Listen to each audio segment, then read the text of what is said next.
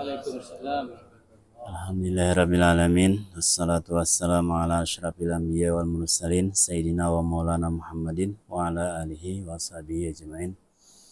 Subhanaka la ilma lana illa ma 'allamtana innaka antal alimul hakim wa tub 'alaina innaka antat tawwabur rahim. Qala Allah ta'ala fi kitabil karim ba'da a'udzu billahi minasyaitonir rajim. Bismillahirrahmanirrahim. Walladzina jahadu fina lanahdiyannahum subulana wa innallaha lama'al muhsinin. Qala Nabi sallallahu alaihi wasallam,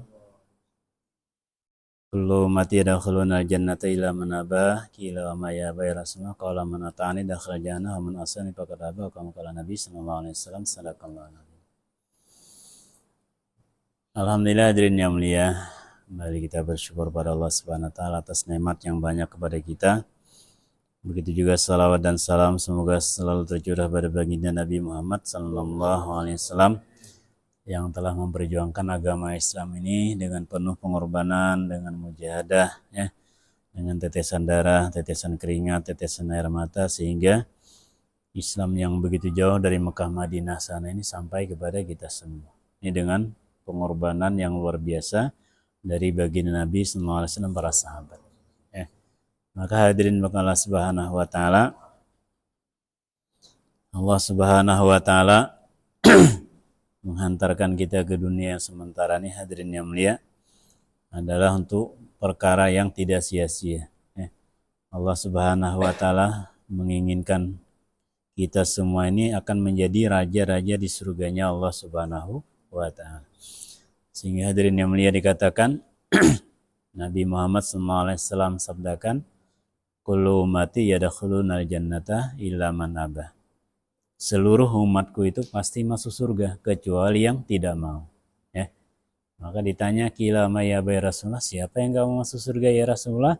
Maka beliau lanjutkan, man ata'ani dakhala jannah wa man asani faqad aba. Orang yang taat kepadaku, kata Rasulullah, itulah yang mau masuk surga. Yang tidak taat kepadaku, itulah orang yang enggak mau masuk surga. Ibarat di perusahaan, ya, pimpinan sampaikan semua karyawanku pasti dapat gaji, ya, kecuali yang nggak mau, ya kan? Ada orang tanya, siapa yang nggak mau? Bos saya. Yang mau kerja dapat gaji, yang nggak mau kerja dia nggak mau dapat gaji. Bukan nggak mau digaji, emang dia nggak mau, ya. Begitulah surga dan nerakanya Allah Subhanahu Wa Taala. Surga itu sudah Allah sediakan. Allah Subhanahu Wa Taala menginginkan kita manusia ini masuk surga semuanya, nggak ada yang masuk neraka. Namun untuk masuk ke surga ini perlu ujian-ujian, ya, perlu perjuangan, perlu pengorbanan. Sebagaimana seorang ingin menjadi anggota DPR, ya, anggota legislatif, semua itu pengen masuk semua, ya kan? Dan kalau dia mau masuk jadi anggota DPR, dia harus korban duit, korban waktu, datang ke kampung-kampung, ya, mengiklakan dirinya, memperkenalkan dirinya, ya, supaya orang bisa memilih dirinya, hadirin yang mulia. Ada yang habis duit miliaran, ya, itu pun belum tentu jadi, hadirin. Ya, begitu juga kita berjuang mengusahakan diri kita ini untuk bagaimana selamat dari nerakanya Allah Subhanahu Wa Taala, mendapat ridha Allah, masuk surganya Allah Subhanahu Wa Taala. Kita harus berusaha, harus kerja keras, ya, harus berjuang.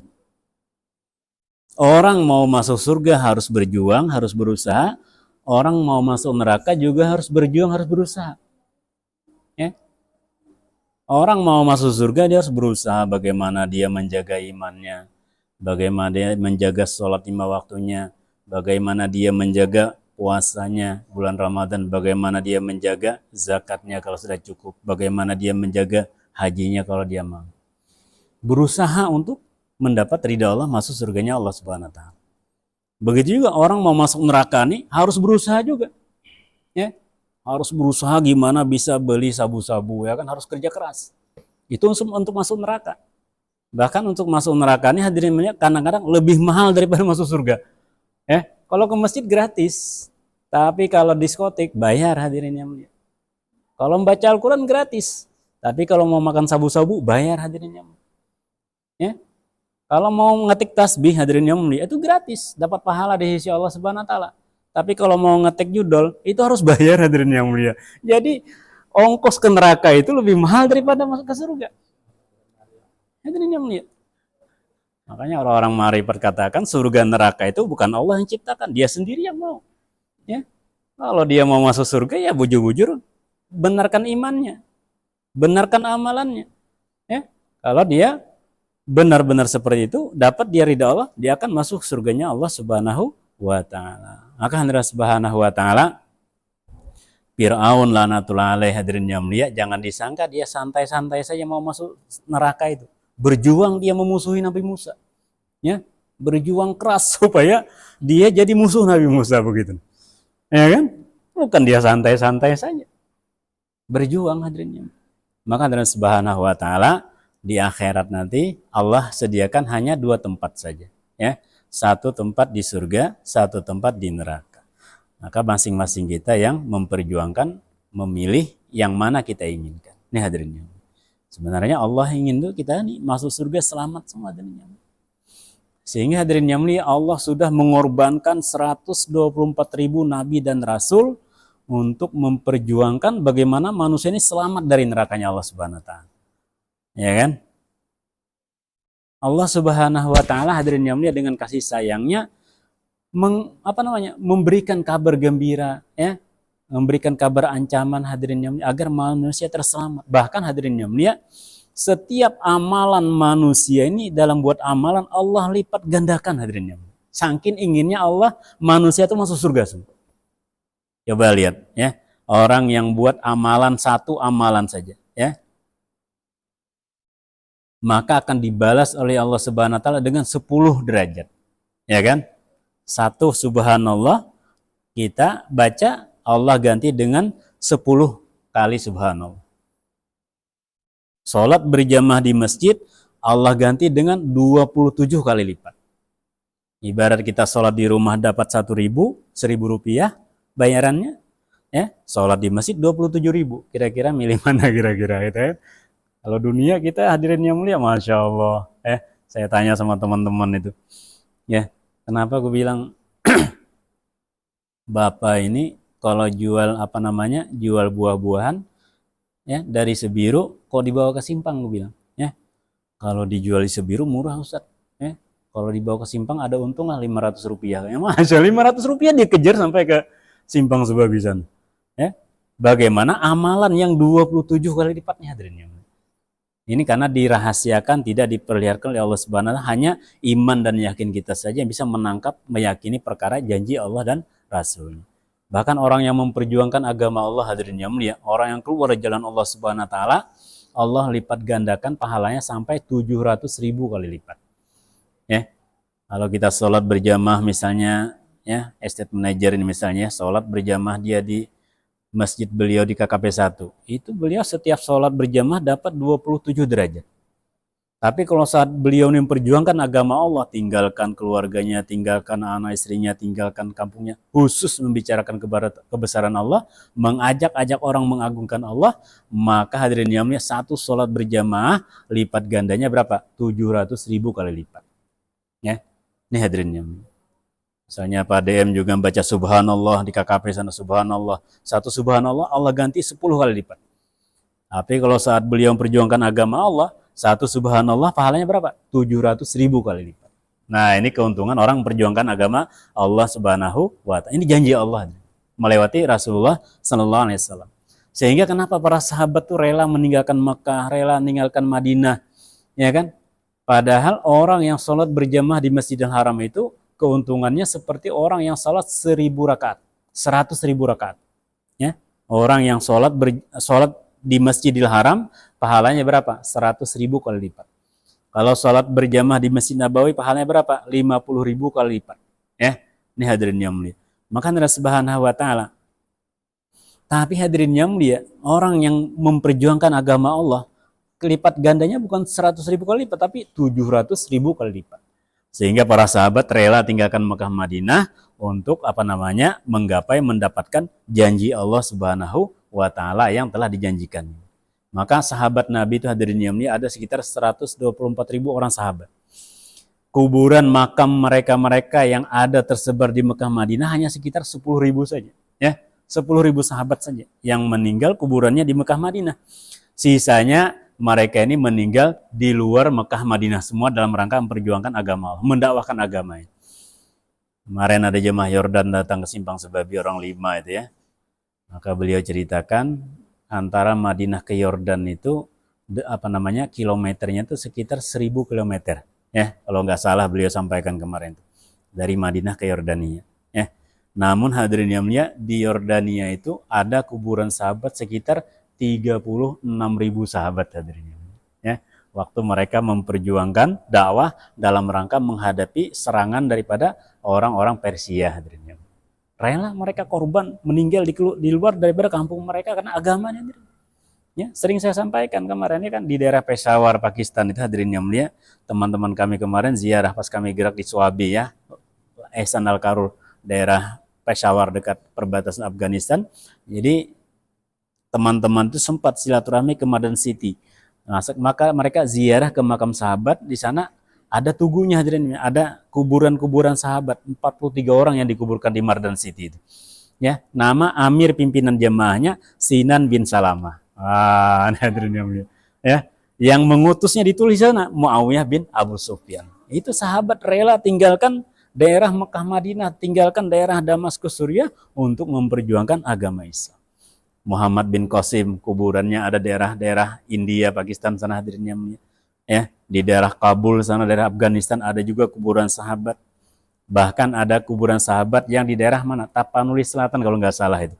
Ya, daerah Barus itu. Ya, Mahmud bin Abdurrahman bin Muaz bin Jabal. Ini hadirinnya. Umur beliau sekitar 103 atau 105 tahun. Ini sahabat. Kuburannya sampai ke daerah Barus sana hadirinnya. Dikirim oleh Rasulullah hadirin yang mulia untuk memperjuangkan, mendakwahkan agama Islam. Saatnya sahabat, ya Rasulullah ya, enaknya di sini aja, kami nggak ingin berpisah denganmu ya Rasulullah, kami cinta sekali kepadamu ya Rasulullah, kami nggak bisa berpisah denganmu. Seandainya sahabat berprinsip seperti itu, Islam nggak sampai kepada kita ini, ya kan, nggak sampai ke sini.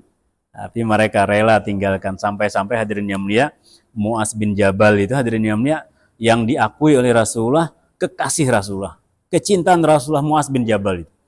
Bahkan ketika perpisahan, ketika Rasulullah mengutus Muaz bin Jabal ke Yaman, ya, ke daerah Yaman, ya, yang sekarang di daerah Hadramaut, daerah Yaman, San'a segala itu ya, itu dikirim dari Madinah ke daerah Yaman, ya, Muaz bin Jabal. Maka ketika perpisahan, ya, bayan wapsi seperti ini kan, bayan perpisahan ini ya kan, setelah ini kita akan kembali ke daerah masing-masing, ya, ini kita sunnah mengambil sunnah Rasulullah itu, ya, Rasulullah itu ketika mengirim jemaah dikasih dulu apa namanya? Wejangan, dikasih pesan-pesan. Itu kemarin bayan hidayah kita maghrib. Ya. Nah, setelah kembali sahabat dari tempat berjuang ke Madinah, maka dikasih pesan lagi untuk memperjuangkan agama di wilayah masing-masing. Itu namanya bayan wapsi, bayan perpisahan. Maka beliau hadirin yang mulia kepada Muaz. Muaz ini hadirin yang mulia, nggak sanggup lagi menatap Rasulullah. Ya. Jadi Muaz bin Jabal menghadap ke arah sana, Rasulullah juga nggak sanggup lagi menatap Muaz bin Jabal. Ya. Maka Rasulullah katakan, wahai Muaz, aku cinta kepada engkau. Ya, aku sayang kepada engkau. Wahai Muaz, ini uhibbuka, aku cinta kepada engkau. Namun karena pentingnya agama ini disebarluaskan, didakwahkan, ya, maka kamu berangkatlah ke Yaman. Ikhlaslah hatimu dalam beramal, karena amal yang ikhlas walaupun kelihatannya sedikit akan cukup bagimu. Ya. Mungkin kata Rasulullah, wahai Muaz, tahun yang akan datang ketika kamu ke Madinah, engkau tidak akan lagi berjumpa denganku. Ini hadirin ini. Muaz bin Jabal berjalan dengan menangis hadirin ini. Sedihnya dengan ucapan Rasulullah, bayan wapsinya saat itu. Rela mereka hadirin yang mulia meninggalkan Rasulullah dalam keadaan sedih, dalam keadaan menangis, dan sudah janjikan Rasulullah, engkau ke Madinah ini enggak akan lagi ketemu dengan aku. Tapi demi agama dia korbankan itu Rasulullah. Ya, korbankan kekasih yang dicintainya. Sekarang kan kita cinta dengan anak, dengan istri, demi agama korbankan itu sementara, ya kan? Kalau sahabat dulu berangkatnya nggak tahu pulangnya, ya. Kalau umat akhir zaman berangkat hari Sabtu, pulang hari apa sudah ketahuan begitu hadirin yang mulia. Kalau sahabat dulu nggak ketahuan, ya. Berangkatnya aja tahu tanggalnya, tapi pas pulangnya nggak ketahuan. Ini perjuangan para sahabat memperjuangkan agama Islam. Ini saking inginnya Allah Subhanahu wa taala agar bagaimana manusia ini masuk surga semuanya. Sehingga setiap amalannya Allah lipat gandakan semuanya. Tapi kalau perbuatan dosa hadirin yang mulia, barang siapa berbuat satu dosa, maka dosanya itu satu saja dihitung oleh Allah Subhanahu wa taala. Ya, enggak dilipat gandakan begitu. Ya, saking inginnya Allah Subhanahu wa taala agar manusia ini selamat dari nerakanya Allah Subhanahu wa taala. Jadi kalau seandainya ya di antara manusia ini masuk neraka juga terlalu banget sudah itu. Ya kan? Allah sudah membuka rahmat seluas-luasnya gitu. Ya, enggak diambil juga. Nah, ini bukan salah Allah lagi hadirin. Ya, kesalahan manusia itu sendirinya. Maka Allah Subhanahu wa taala sudah menjadi ketetapan Allah Subhanahu wa taala bahwa manusia ini akan selamat, akan sukses, akan bahagia hanya dengan mengamalkan agamanya Allah Subhanahu wa taala, yaitu agama Islam. Ya. Sudah jadi ketentuan Allah Subhanahu wa taala. Orang yang mengamalkan agama dia akan selamat, orang yang meninggalkan syariat agama dia akan sengsara, dia akan celaka. Di dunia dia akan sengsara, di akhirat juga lebih celaka lagi. Ini hadirin yang mulia. Sehingga Allah Subhanahu wa taala pentingnya agama nih hadirin yang mulia, maka Rasulullah SAW menghidupkan ya 4 amalan usaha bagaimana agama bisa diamalkan, dihidupkan 4 amalan di Masjid Nabawi saat itu. Yang pertama yang beliau hidupkan amalan dakwah ya. Rasulullah ini membentuk jamaah-jamaah dakwah. Ya, coba kita buka kitab Nurul Yakin, pelajaran kita pesantren itu ya. Berapa kali Rasulullah mengirim pasukan gazwah, jamaah gazwah. Berapa kali Rasulullah mengirim jamaah sariyah. Ya, gazwah itu hadirin yang mulia, satu jamaah yang dikirim Rasulullah untuk mendakwakan agama dan beliau sendiri yang menjadi amir jamaah, itu gazwah namanya. Ya, kalau sariyah satu kelompok jamaah dakwah yang dikirim Rasulullah ke suatu tempat untuk mendakwakan agama Islam dan beliau nggak ikut. Ya, beliau angkat seorang di antara sahabat tersebut menjadi amirnya. Ini namanya sariyah. Ya, saya dulu nggak paham. Ya, saya kira jamaah Rasulullah ini jamaah perang terus ya kan. Islam ditegakkan dengan pedang katanya ya kan, enggak. Islam ditegakkan dengan dakwah. Ya, dengan dakwah. Ketika sahabat mendakwahkan agama Islam, ya, menawarkan agama Islam, banyak orang nggak senang. Ya, orang-orang yang agama terdahulu, ya, Romawi, Persia, ya, Persia orang yang menyembah api, agama Zoroaster, Romawi agama Kristen, hadirin yang mulia, yang menyembah Tuhan selain Allah. Melihat Islam ditawarkan, mereka enggak senang. Akhirnya mereka mau menyerang, ya, menyerang daripada Madinah, maka Rasulullah bertahan, ya kan? Nah, bertahan hadirin yang mulia. Terjadilah peperangan. Itu maksudnya peperangan terjadi karena Rasulullah mendakwakan agama. Coba aja kita buktikan sekarang. Kalau mau merasakan pengalaman susahnya perjuangan Rasul mendakwakan agama, hidupkan amalan di masjid kita masing-masing. Ya kan? Yang kata Pak DM tadi, kami pernah buat amalan silaturahmi di suatu daerah katanya. Jalan hari-hari ya, setiap pada maghrib jalan aja. Itu macam-macam itu hadirin yang mulia, tanggapan orang, ya kan? Tapi banyak yang gak senangnya begitu. Ya kan? Di depan senyum-senyum, di belakang ngomong aneh-aneh dia. Apa itu ngajak-ngajak sok alim aja kan gitu kadang-kadang. Ini hadirin, coba aja kita di daerah kita. Setiap hari silaturahmi, datangi lagi. Ya, bicarakan pentingnya kita memamurkan masjid. Ajak mereka luangkan waktu untuk sholat berjamaah. Besok datangin lagi. Datang lagi. Kadang-kadang ada yang marah hadirin. Ya, gak senang. Apa ini ke masjid diajak-ajak? Oh, kalau nggak mau diajak ke masjid, ajak ke gereja aja, bilang Tengku Zulkarnain, ya kan? Ini hadirin yang mulia, ke masjid diajak marah, tapi kalau diajak mancing senang aja. Bro, mancingnya oke, siap. Begitu. Ya kan? Tapi kalau diajak ke masjid marah-marah hadirin yang mulia. Ya, terbayang bagaimana Rasulullah dulu yang diajak bukan orang Islam.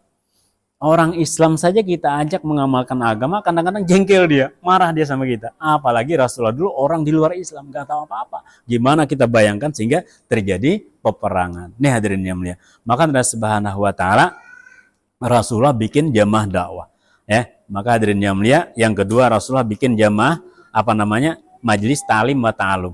Ya, jamaah yang dihantarnya hadirin yang mulia dikasih ilmunya, ya. Dalam ibadah ada pelajarannya. Ya kan, ibarat kita di sini belajar fikih cara sholat, kemudian kita belajar tauhid, bagaimana mengenal sifat-sifat Allah, ya kan, kemudian kita belajar tasawuf, bagaimana akhlak kita kepada Allah, akhlak kita kepada Rasulullah, akhlak kita sama manusia, akhlak kita kepada makhluk selain manusia. Itu tasawuf hadirin.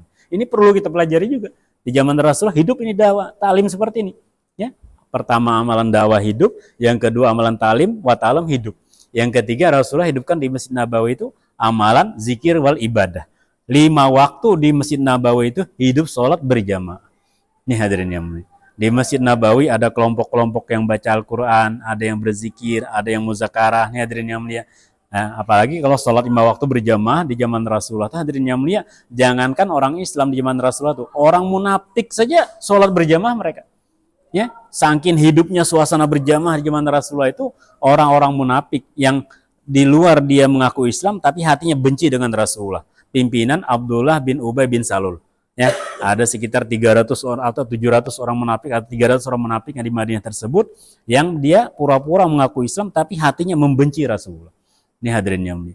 Maka Allah Subhanahu wa taala orang-orang seperti itu saking hidup suasana sholat berjamaah, mereka kalau sholat zuhur, sholat asar, ya, sholat maghrib, mereka sholat berjamaah, ya, sholat berjamaah. Padahal munafik, ya, bukan Islam. Ya. Mereka ngaku saja Islam tapi hatinya benci sama Islam. Itu saking hidupnya suasana berjamaah di Masjid Nabawi saat itu. Sampai orang-orang munafik, ya, sholat mereka berjamaah juga. Sholat zuhur, sholat asar, sholat maghrib mereka sholat berjamaah di Masjid Nabawi. Kecuali mereka nggak mau sholat berjamaah subuh dan isya. Karena di Masjid Nabawi nggak ada lampu, ya.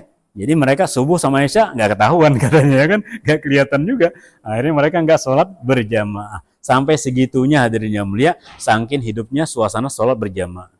Kita jadi sini kalau kita hidupkan, kata Maulana Yusuf rahmatullah alaih yang ada di India, ya, anak daripada Maulana Is, kata beliau, seandainya umat Islam di satu tempat, mereka aktif sholat berjamaah 51% saja, maka hidayah akan bercurah-curah turun di kampung tersebut, kata beliau. 51% saja yang sholat berjamaah aktif 5 waktu di masjid. Maka Islam akan jaya, Islam akan berjaya, Islam akan ditolong oleh Allah Subhanahu wa taala, ya. Orang-orang kafir akan berbondong-bondong masuk Islam. Ini hadirin yang mulia. 51% saja. Namun untuk mencapai ini subhanallah perlu perjuangan, ya kan? Ya. Kita selama itikaf di sini kan ngelihat sendiri, ya. Nah, misalnya kita gerak, mohon maaf, kayak di BSK misalnya, atau di daerah KKP atau MSM, ya, atau di satu tempat yang nggak saya sebutkan, ya, ya. Kita itikaf di sana kadang 3 hari, 2 hari, 1 hari, ya, yang mana penduduknya kadang-kadang terdiri dari kadang-kadang 500 orang, 300 kakak, ya. Tapi ketika sholat berjamaah zuhurnya, asarnya, kadang-kadang cuma 1 orang saja hadirin yang mulia, ya. Yang 299-nya kemana hadirin yang mulia, ya. Jangankan 51%, 0,001% saja susah kita mentargetnya. Ini hadirin yang mulia. Maka disinilah hadirin yang mulia letak kelemahannya keadaan umat Islam saat ini. Ini perlu kita pikirkan sama-sama hadirin yang mulia. Bagaimana amalan zikir wal ibadah ini hidup di setiap masjid, di setiap mahalah, di setiap tempat di wilayah kita. Dan bagaimana kita membaca Al-Quran ini kita jadikan kebiasaan kita lagi. Hari ini mohon maaf hadirin yang mulia, kadang-kadang di rumah orang Islam saja, kadang-kadang nggak ada Al-Qurannya itu. Ya. Ada rumah yang gak punya Al-Quran itu, ya, ada. Coba aja dicek gitu. Kadang-kadang yang parah lagi, Yasin aja nggak ada, ya. Parah lagi itu, ya kan? Saya sering kan diundang, ya, Pak, bacakan doa arwah katanya, ya kan? Jadi baca doa arwah, baik nih, saya datang. Saya tanya, ada nggak Yasin? Aduh, nggak ada nih Pak. Rumah orang Islam, jangankan Al-Quran, Yasin aja nggak ada.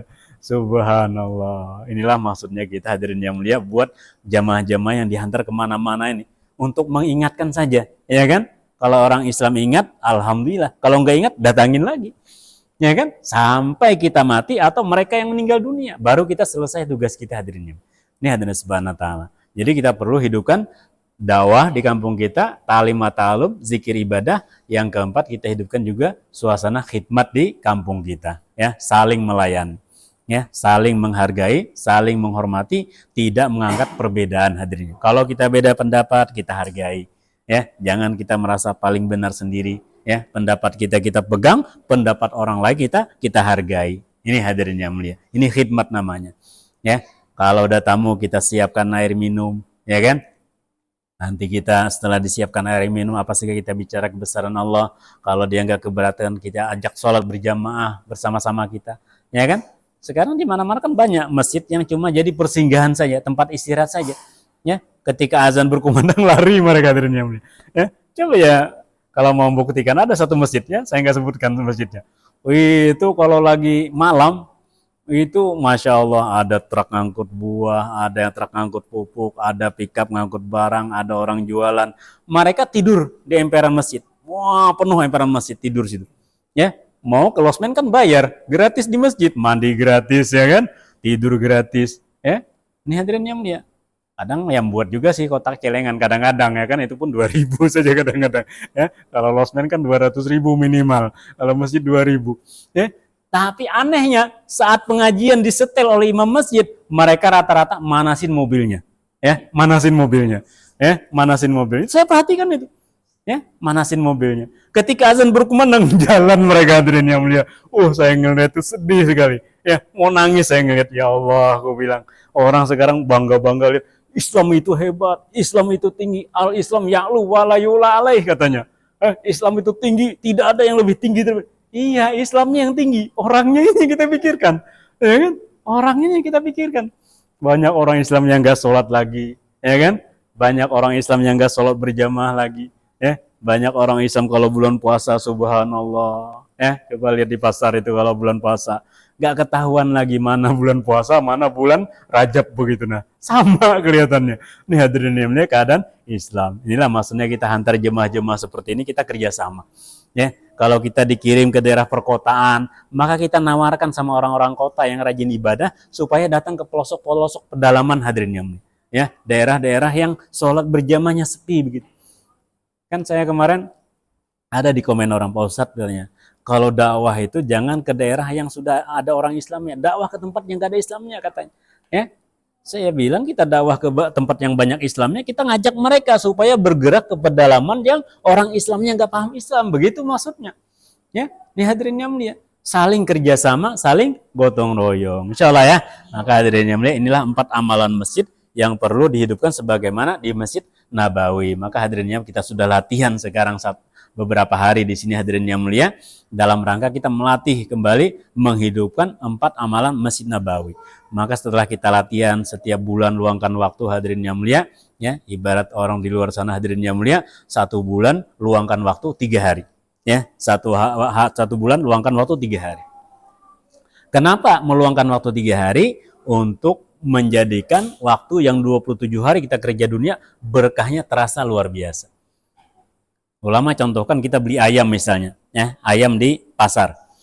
Kita beli dengan uang sendiri, dipotong dengan bismillahirrahmanirrahim, itu kan sah, halal dimakan, ya kan?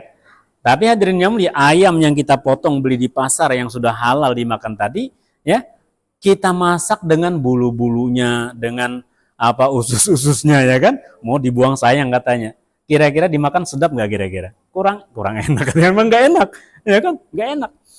Tapi hadirin yang mulia, kalau kita beli ayam di pasar, ya kita potong dengan bismillah, kemudian kita beli misalnya 3 kilo ayamnya itu, ya.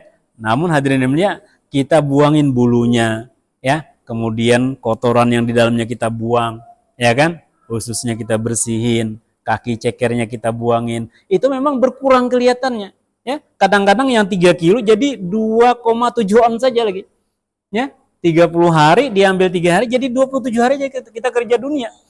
Namun hadirin yang mulia, ayam yang dibuangin 3 on tadi dimakan apa saja jadi enak. Dipanggang enak, digoreng enak, ya kan? Ya, dikari enak, semua jadi terasa enak. Begitulah hadirin yang mulia, kita kerja dunia 27 hari, 3 hari khusus untuk agama Allah Subhanahu wa taala. Insyaallah nanti Allah akan berikan rasa keberkahan yang luar biasa dalam rezeki kita. Anak, istri kita nanti insyaallah gampang mereka untuk ibadah kepada Allah, ya. Kemudian hati kita diberikan kedamaian, ketenangan, ya. Seandainya ada ujian yang mengenai kita, Allah berikan kesabaran, ketabahan, kekuatan. Ini maksud daripada kita meluangkan waktu di jalan Allah Subhanahu wa taala. Maka hadirin yang mulia, kembalinya kita dari latihan ini hadirin yang mulia, kita sampai ke kampung kita nanti kita bawa akhlak, ya. Kita tampakkan akhlak. Yang karyawan tampakkan akhlak, tambah hormat dengan pimpinannya, ya kan? Yang jadi pimpinan, ya, kita juga tampakkan akhlak kepada karyawan kita, ya. Terutama kita jaga sholat 5 waktu berjamaah. Dakwah kita seperti itu saja. Nanti karyawan ngeliat, Masya Allah, bilangnya pimpinan saya ini setiap azan ke masjid.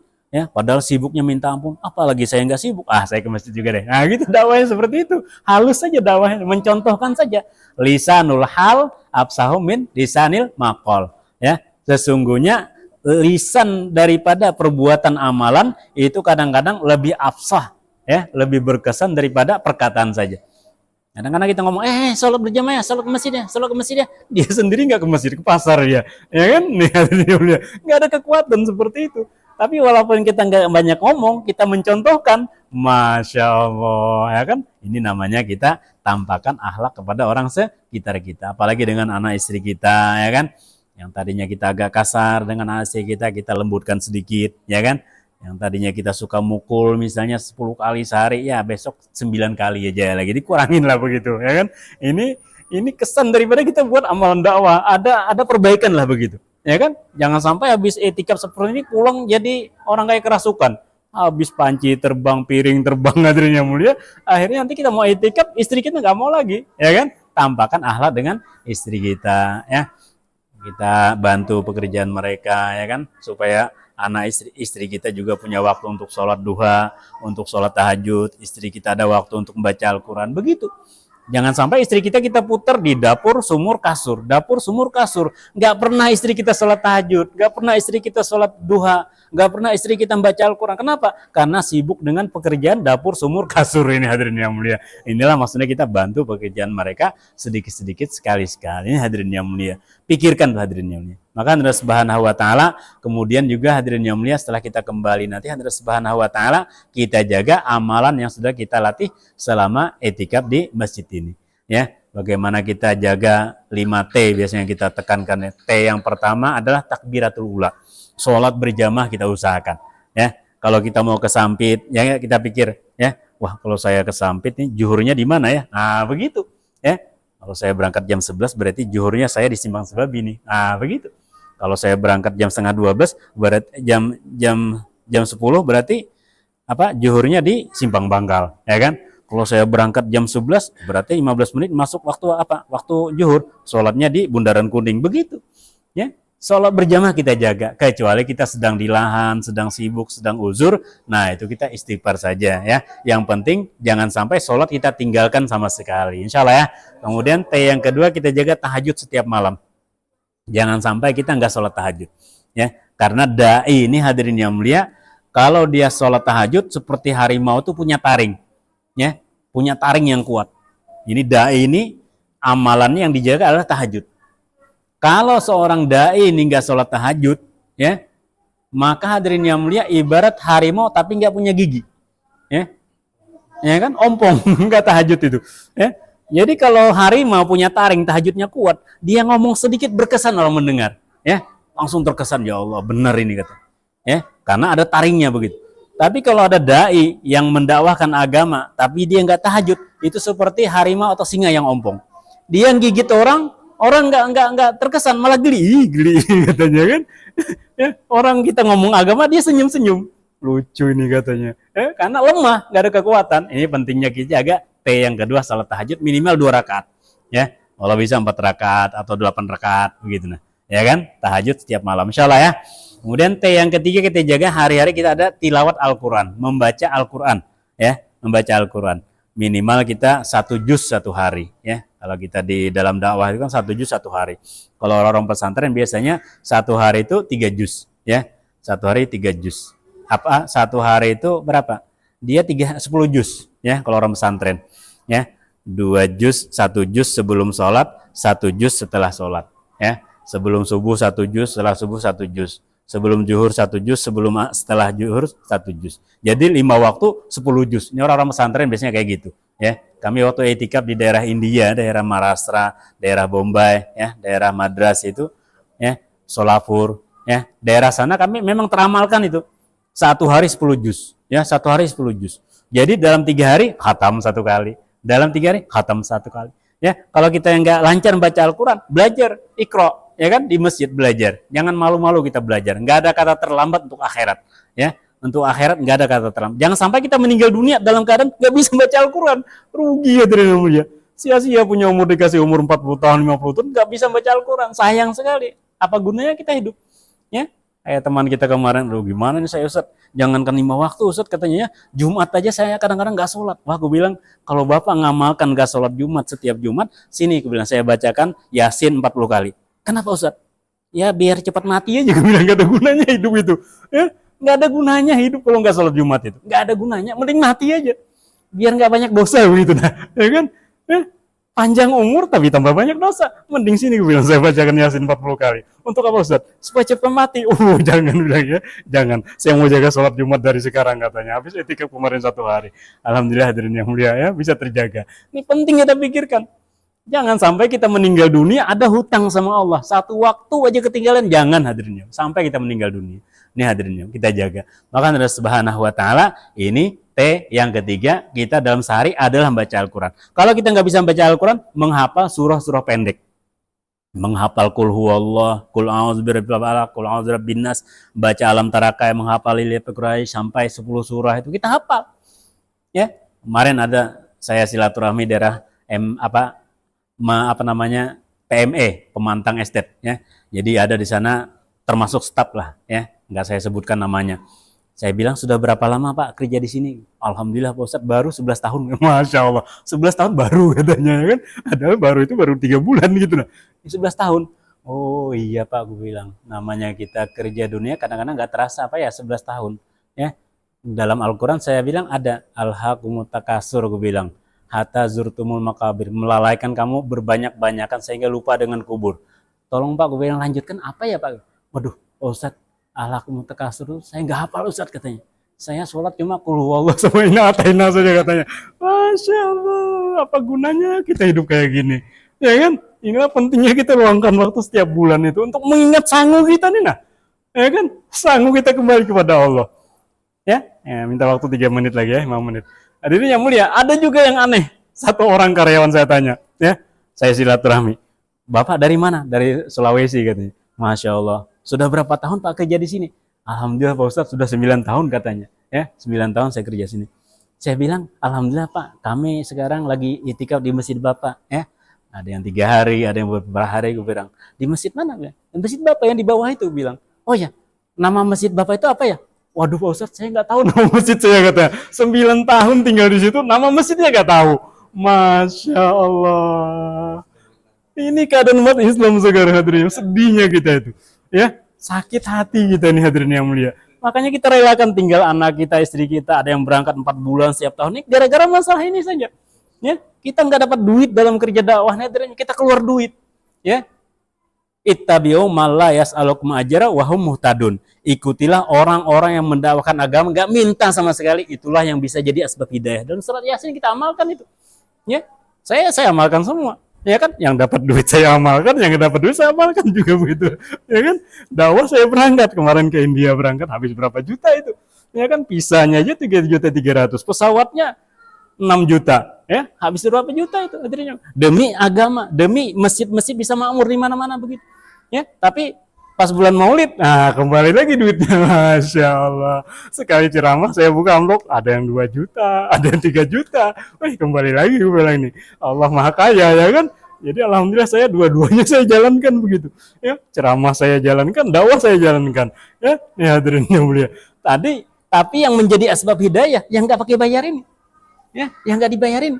Ya, kalau yang kita ceramah itu hadirin yang mulia untuk memotivasi saja, memberi semangat orang supaya silaturahmi, supaya bersedekah gitu. Tapi kalau untuk beramal, insya Allah hampir nggak ada kekuatan. Coba aja habis ceramah hadirin yang mulia, yang tadinya nggak sholat, mohon maaf, pulang ke rumah nggak sholat lagi habis ceramah itu, walaupun berapi-api. Ya, hujan ayat, mandi hadis hadirin yang mulia. Ya, sampai ketawa keluar air mata saking lucunya penceramah, pulang ke rumah nggak sholat lagi dia. Ini hadirin yang mulia. Ya, saya sadar itu, saya kan penceramah juga. Ini hadirin yang mulia. Dan kalau saya ceramah itu menimbulkan kerisauan itu hampir nggak ada. Kenapa? Karena saya datang ke masjid disambut, diantar, dijemput, orang berdiri pas saya datang, jemaahnya banyak hadirin yang mulia. Jadi kerisauan itu susah karena orang banyak di masjid. Tapi kalau saya itikaf 3 hari, Masya Allah, mau nangis rasanya gitu. Ya, nangis. Kenapa? Orang kampung gak ada yang ke masjid. Baru kelihatan keadaan masjid yang sebenarnya. Kalau waktu ceramah saya nggak tahu, kira-kira rame masjidnya begitulah, begitu terus. Ternyata setelah kita itikaf 3 hari nggak ada orangnya, ya kan? Kayak kita di daerah Rongkang, daerah Solo Bakung, daerah Pondok Nangka, daerah Pondok Damar itu. Ada satu masjid 250 kakak yang sholat berjamaah ke masjid nol sama sekali hadirin. Sehingga saya sebutkan nama masjidnya itu. Ya, mereka sholat ke masjid hanya bulan Ramadan sama hari Jumat saja. Selain itu nggak ke masjid mereka. Allah Akbar. Inilah pentingnya kita buat dakwah ini. Ya, ceramah silakan aja jalankan juga ceramah, ya kan? Tapi dakwah jangan sampai kita lepaskan. Insya Allah ya. Nah, ini hadirin yang mulia. Maka T yang terakhir adalah hadirin yang mulia. T yang keempat adalah tasbihat. Zikir pagi petang kita amalkan. Tasbih, selawat, istighfar 100 kali setelah asar dan subuh. T yang terakhir adalah tundukkan pandangan. Jangan terlalu sering melihat perkara yang diharamkan oleh Allah Subhanahu wa taala. Kalau kita buka HP misalnya ya kan, cari yang jangan terlalu ngelihat yang buka aurat begitu nah. Ya kan? Jangan dicari, kalau ada penceramah di scroll, di skip. Kalau ada yang kelihatan seksi wilda dada, baru itu yang dilihatin betul aja kan itu. Dikurangi itu ya kan? Kurangi ya, tundukkan pandangan begitu. Ya kan? Kita kalau ada ceramah langsung dilepas gitu ya, di scroll lagi. Ya, pas sudah ada yang menarik-narik, nah baru dilihat, jangan kurangi, tundukkan pandangan ya. Ini hadirin yang mulia. Maka hadirin yang mulia, untuk memudahkan kita menjaga iman ini, di masjid kita hidupkan 5 amalan. Yang pertama musyawarah setiap hari, yang kedua silaturahmi setiap hari, yang ketiga talim setiap hari, yang keempat silaturahmi umum setiap sepekan sekali di kampung kita dan sepekan sekali di kampung tetangga, yang terakhir setiap bulan kita luangkan waktu memperjuangkan agama. Dan insya Allah jangan lupa tanggal 15-16 November nanti ada pertemuan Sekalteng dihadiri masyayikh dari India ya, dari Nizamuddin, akan berkumpul semua Sekalteng di daerah Pangkalan Lada. Kemudian tanggal 28, 29, 30 November kita akan berangkat dari ke Lampung, ada pertemuan umat Islam seluruh Indonesia dihadiri oleh ulama seluruh dunia ya. Nah, dari kebanyakan dunia begini ya, nggak seluruh dunia ya, tapi ada yang dari Arab Saudi, dari Mekah, dari Madinah, dari Mesir, dari India, Pakistan, Bangladesh, dari Sri Lanka, dari Kuala Lumpur, dari Thailand akan hadir di sana. Ya, yang hadir sekitar 1.500.000 sampai 5 juta orang. Ya, di daerah Lampung tanggal 28, 29, 30 November. Insya Allah kita semua niat ambil bagian insya Allah ya. Nah, demikian yang saya sampaikan. Semoga ada benarnya dari Allah, salahnya dari saya sendiri. Mohon dimaafkan. Mari kita doa sebentar. Amin. Bismillahirrahmanirrahim. Alhamdulillahirrahmanirrahim. Allahumma salli ala Sayyidina Muhammadin wa ala ali Sayyidina Muhammad. Rabbana filana dzunubana kafirana sayyatina wa tawaffana ma'al abrar. Allahumma inna nas'alukal huda wa tuqa wa al-'afwa wal ghina. Allahumma hdina di binadina sejalna sababan liman hitada. Rabbana atina fid dunya hasanatan wa fil akhirati hasanatan wa qina adzabannar. Wa sallallahu ala sayyidina Muhammadin wa ala alihi wasallam. Alhamdulillahirabbil alamin. Subhanallah wa bihamdihi, subhanakallahumma wa bihamdika, asyhadu an la ilaha illa anta astaghfiruka wa atubu ilaik. Assalamualaikum warahmatullahi wabarakatuh.